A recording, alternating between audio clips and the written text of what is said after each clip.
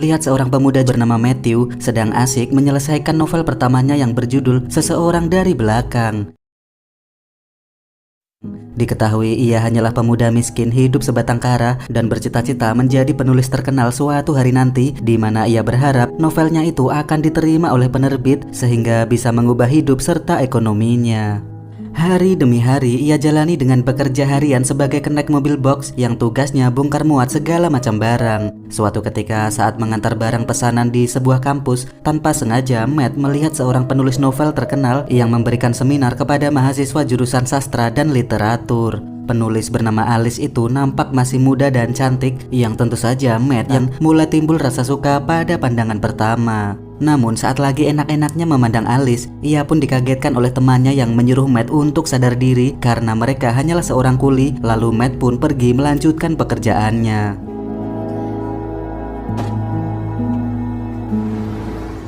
Hari berganti, Matt mendapatkan balasan surat dari penerbit yang selama ini ia nanti-nanti. Namun sayang novelnya ditolak yang tentu membuatnya kecewa. Harapan besar itu pupus hanya dalam hitungan detik. Tak menyerah sampai di situ, ia menghubungi pihak penerbit untuk bertanya bagian mana tulisannya yang tidak menarik agar Matt bisa merevisi ulang novelnya. Namun telepon itu langsung ditutup begitu saja. Esok harinya Matt kembali bekerja untuk membersihkan apartemen di mana penghuninya seorang kakek-kakek telah meninggal 2 hari yang lalu. Kata sang pemilik apartemen, kakek itu sudah menyewa tempat ini selama 35 tahun, tinggal sebatang kara, dan ia bilang si kakek tak punya keluarga karena tak ada satupun yang pernah menjenguknya. Mereka pun disuruh membawa furnitur-furnitur itu ke badan amal, sementara sisanya diminta untuk dibuang saja. Di sana terlihat kamar tidur si kakek dipenuhi dengan buku, kertas, koran, dan tetek bengek lainnya yang menandakan sang kakek semasa hidup gemar membaca serta menulis. Matt pun bergegas memasukkan barang-barang itu ke dalam plastik dan ternyata nama almarhum kakek itu adalah Leon Vauban.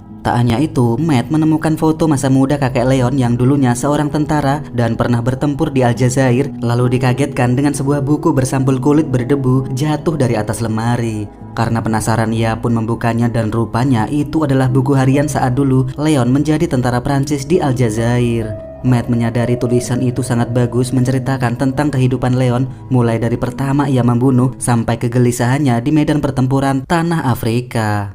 Sampai di rumah, Matt masih mencoba membuat novel baru, namun ia tak tahu bagaimana membuat cerita yang bisa menusuk ke dalam hati pembaca. Ia pun punya ide untuk menulis novel dari cerita di buku harian Leon yang mengisahkan hidupnya menjadi seorang tentara, di mana suasana begitu mencekam, langit seketika gelap, tangan Leon memerah penuh dosa dan berjibaku antara perintah dan hati nurani, di mana anak-anak serta wanita juga menjadi korban dalam pertempuran di tanah Aljazair itu.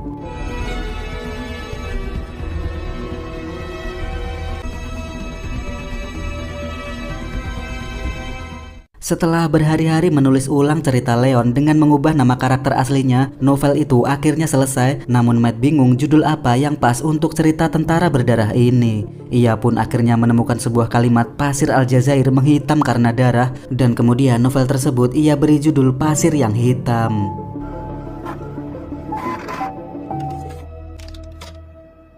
Esok harinya saat bekerja, Matt mendapatkan telepon dari publisher kalau novel Pasir Hitamnya sangat bagus dan mengajak Matt untuk bertemu. Matt begitu senang karena novelnya diterima, namun karena cerita itu bukan dari buah pikirannya sendiri, ia pun mencatat momen-momen penting dalam kerangka cerita tersebut agar nanti bisa menjelaskan dengan lancar kepada publisher. Setelah ia menghafal semuanya, Matt pun membakar buku harian itu dan mengakui kalau cerita itu adalah hasil buah pikirannya sendiri. Tanpa ia sadari, malapetaka akan menghantuinya seumur hidup.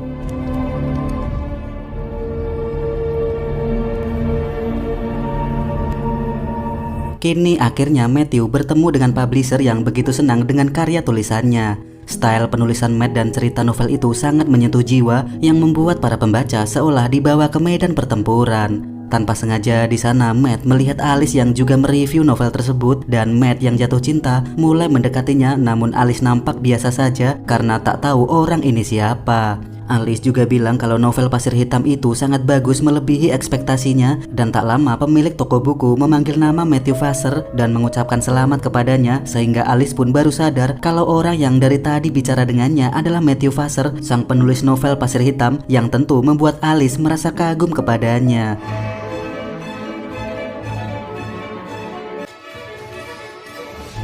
3 tahun kemudian, Matt sudah menjadi penulis terkenal. Novelnya laris manis di pasaran yang membuatnya mulai mendapatkan uang yang lumayan, bahkan Alice kini menjadi kekasihnya. Ia pun diajak Alice bertemu orang tuanya bernama Pierre dan Helen yang rupanya adalah keluarga kaya raya tinggal di rumah mewah pinggiran pantai. Di sana Pierre pun memperlihatkan koleksi senjata langka zaman kerajaan Prancis koleksinya. Lalu Alice mengajak Matt untuk jalan-jalan melihat pantai seperti anak senja dan juga menunjukkan gudang perkakas saat dulu Alice kecil main petak umpet dengan ayahnya. Namun tiba-tiba publisher menelponnya karena Matt melanggar batas kontrak di mana sudah 3 tahun lamanya semenjak novel Pasir Hitam, Matt tak pernah menyodorkan novel baru kepada publisher. Padahal fans telah menunggu karya lain dari Matt dan terikat kontrak untuk membuat karya baru, namun sampai sekarang tak ada satu lembar pun yang Matt kirimkan. Di kamarnya, Matt dibuat pusing tak bisa membuat novel yang bagus karena pada dasarnya ia memang tidak berbakat. Bahkan kini royalti masih ditahan oleh publisher karena Matt belum bisa memenuhi kontraknya untuk membuat novel baru. Padahal di kontrak itu minimal harus ada 2 novel untuk satu penulis agar royalti bisa terus berjalan tanpa batasan waktu. Suatu ketika anak baptis dari Pierre bernama Stan datang berkunjung dan berkenalan dengan Matthew, lalu mereka pun minum-minum di sana. Dari gelagatnya nampak Stan ini naksir dengan Alice dan tak suka melihat Matt menjadi pacarnya.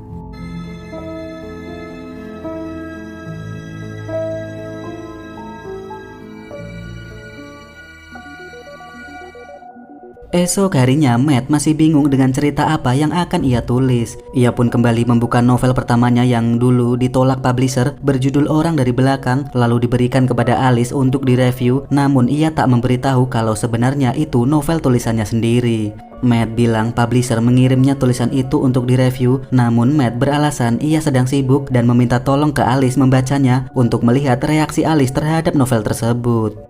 Tak berapa lama Stan datang berbincang-bincang dengan Matt dan bilang kalau ia tahu banyak tentang Aljazair karena ayahnya pernah bertugas di sana. Ia sangat kagum dengan Matt yang tak pernah berada di Aljazair tapi bisa menulis dengan detail semua nuansa perang di daratan itu dalam novel Pasir Hitamnya. Namun terlihat Stan selalu mencari celah kelemahan untuk memojokkan Matt, bahkan ia bilang standar pria idola Alice sangat tinggi yang tentu membuat Matt merasa tak nyaman. Malam harinya Alice bilang kalau tulisan itu jelek sekali, bahkan ia tak mampu membacanya sampai akhir karena tak menarik. Ia juga yakin kalau publisher tak akan menerima novel seperti itu, yang tentu membuat Matt kecewa dalam diam dengan dirinya sendiri.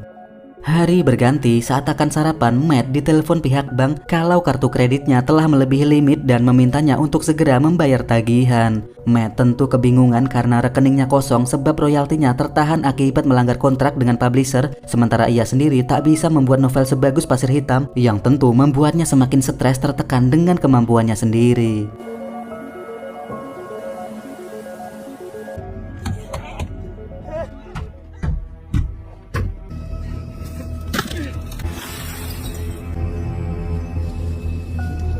Ia pun lalu ke rumah sakit dan mengaku diserang perampok agar Alice dan keluarganya tak curiga kalau ia sebenarnya stres dan menyakiti dirinya sendiri. Sementara Stan nampak mencium ada bau-bau busuk mencurigakan dalam diri Matthew. Sampai di rumah, publisher terus menagih janjinya mengirim manuskrip novel baru, sedangkan Matt hanya janji-janji doang, bahkan satu paragraf pun belum ia tulis. Di sisi lain, Pierre nampak khawatir dengan calon menantunya itu dan memberitahu kalau Matt mendapatkan surat dari seseorang yang setelah dibuka, ternyata itu adalah foto Leon, sang pemilik buku diari yang katanya telah mati itu.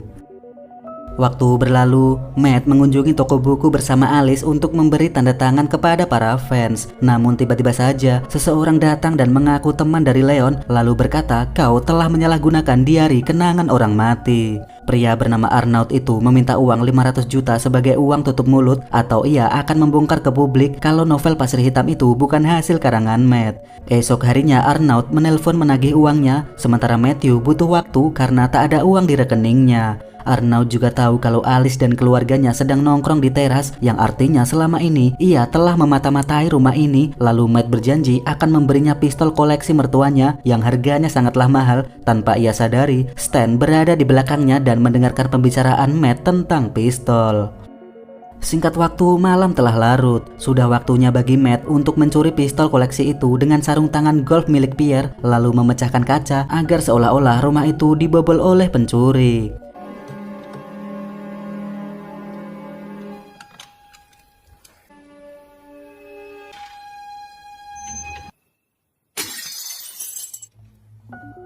Esok paginya polisi telah selesai mengusut TKP, sementara Matt serta Alice mengusulkan untuk memasang alarm. Di sisi lain, Stan yang curiga dengan obrolan Matthew kemarin memberanikan diri untuk menggeledah kamar Matt. Di waktu yang sama, Alice dan bapaknya pergi mencari udara segar di pantai, sedangkan Matt tidak ikutan. Kembali ke Stan yang kini menemukan kotak buku dari kayu, sementara Matthew berjalan menuju kamarnya dan mendapati Stan telah menemukan pistol yang ia sembunyikan. Sambil menghajarnya, Stan bilang kalau Matt tak akan pernah bisa memiliki Alice, namun tiba-tiba Matt menggetok kepalanya dengan pistol tersebut. Alice, verra jamais t'entendre, jamais. Iya, ternyata Stan tewas seketika akibat pendarahan di kepalanya yang tentu membuat Matt bingung harus bagaimana, padahal niatnya bukan untuk menghilangkan nyawa. Tak lama terdengar suara Alice dari kejauhan dan bergegaslah Matt menyembunyikan mayat Stan ke dalam lemari beserta barang-barang bawaan miliknya.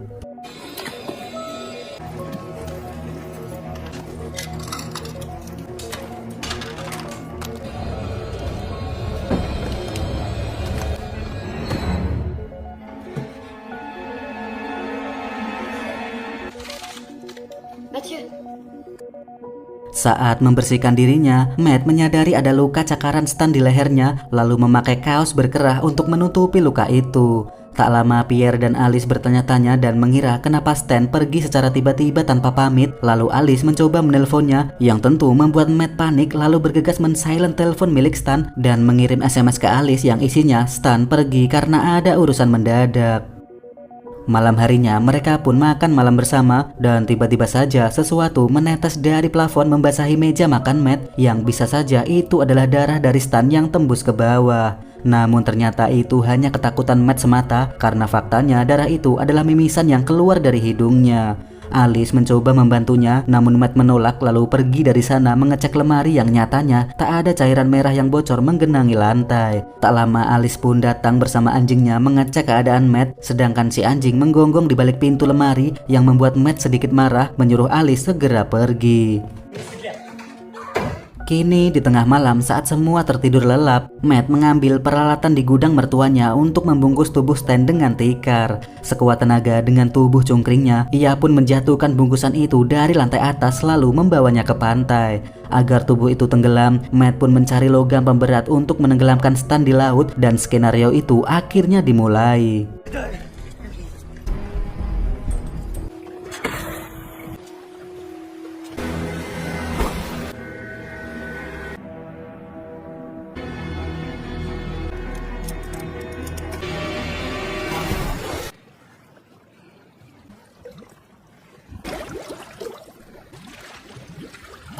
Setelah berhasil dengan rencananya, Matt bergegas pulang, namun anehnya mesin perahu itu malah mogok dan tak lama kapal polisi laut berpatroli di perairan itu. Tak ayal Matt pun panik menyelam ke dasar laut takut ketahuan dan mencoba sekuat tenaga berenang ke tepian.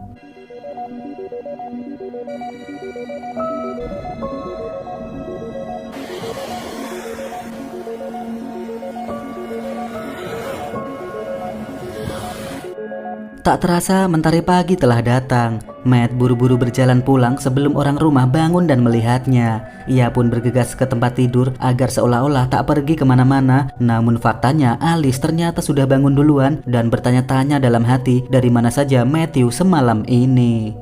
Siangnya ia pun bangun lalu mencari Alice yang mungkin berada di pantai, dan benar saja Alice sedang asik membaca novel kemarin dan terkejut melihat seonggok bungkusan mengambang di tepi bebatuan.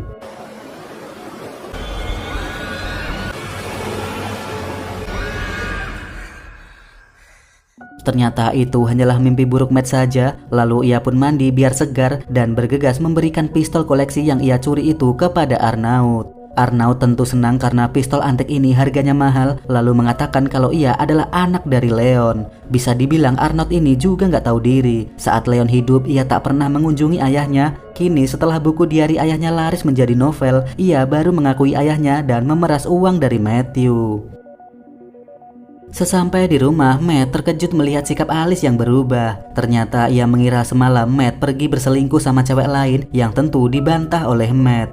Ia juga menuduh banyak sekali panggilan di HP Matt dan mengira itu telepon wanita lain, padahal itu adalah telepon dari Arnaud. Matt mencoba menjelaskan kalau cuma Alice yang dia punya. Aku sudah cinta denganmu sejak pertama bertemu, tapi kau tak pernah bisa melihatku karena aku dulu bukan siapa-siapa. Lalu novel Pasir Hitam merubah segalanya. Kita mulai berkenalan dan itu adalah hari paling bahagia sepanjang hidupku. Matt akhirnya jujur kalau ia bukan penulis yang hebat dan novel itu sebenarnya bukan miliknya. Ia hanya takut jika Alice tahu yang sebenarnya, Alice akan pergi meninggalkannya. Namun ternyata Alice tetap mencintai Matt walaupun ia tahu faktanya Matt bukan penulis yang hebat selama ini. Lalu mereka pun baikan karena cinta yang sejati tak memerlukan alasan dan keduanya pun akhirnya bercinta di dalam sana seharian. Hari berganti, Matt mulai mendapat inspirasi menulis novel tentang kisahnya sendiri. Dimulai dari ia yang dulu bukan siapa-siapa, kemudian jatuh cinta dengan gadis kalangan atas. Perjuangannya yang menegangkan hingga semua yang terjadi selama hidupnya, termasuk pembunuhan dan kebohongan sebagaimana yang dialami Matthew dari awal tadi. Tentunya semua nama karakter telah ia ubah agar Alice dan semua orang tak curiga kalau itu adalah kisah nyata. Matt ingin membuktikan kalau ia bisa menulis novel bagus dengan tangannya sendiri, sedangkan Alice tetap menyemangatinya untuk jangan pernah menyerah. Akhirnya novel itu pun selesai yang ia beri nama Kepura-puraan Palsu dan dengan percaya diri menuliskan namanya yaitu Matthew Vassar. Namun saat mencari Alice di pantai, ia malah melihat polisi telah menemukan tubuh Stan di laut yang tentu membuatnya panik karena masalah hidupnya tak pernah berhenti. Polisi pun datang ke rumah itu dan mengatakan kalau di kuku Stan ditemukan kulit yang bisa jadi Stan sempat mencakar sang pelaku. Polisi meminta semua anggota di rumah ini untuk tes DNA di Paris hari Minggu nanti, termasuk tetangga dan semua orang yang diketahui mengenal Stan. Tak cukup sampai di situ, Arnaud kembali menelpon memeras Matthew meminta uang lagi yang membuat Matt semakin frustasi. Masalah di hidupnya tak ada habisnya. Ia pun bingung jika nanti tes DNA, pastilah ia akan ketahuan membunuh Stan dan masuk penjara, lalu mulai memikirkan cara untuk keluar dari masalah ini.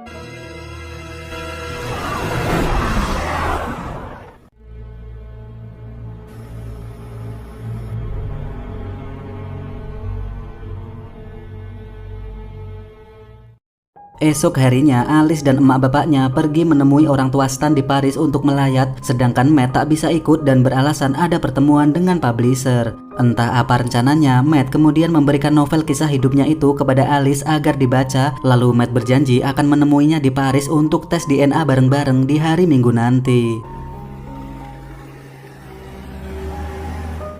Kini sudah waktunya untuk bertemu dengan Arnaud yang terus-terusan memerasnya. Matt pun berencana mencelakainya dengan memasukkan koin ke dalam slot sabuk pengaman Arnaud. Di sana Arnaud yang merasa di atas angin mengancam akan mencelakai Alice dan keluarganya jika Matt tak memberikannya uang, bahkan berencana mengambil sendiri barang-barang antik di rumah itu, sementara Matthew yang kini telah muak menabrakkan mobil itu ke bebatuan.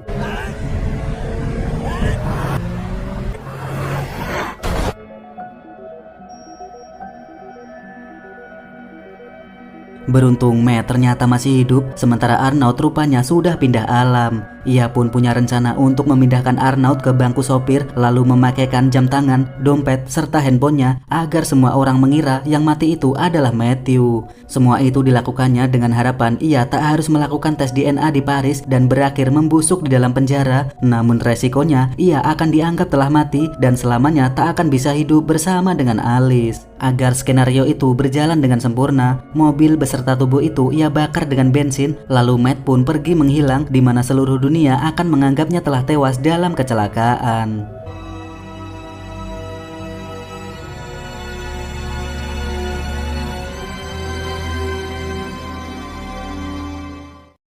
Dua hari kemudian, Matthew yang berada di hotel melihat berita kalau dirinya, si penulis novel Pasir Hitam yang fenomenal, dinyatakan telah tewas dalam kecelakaan.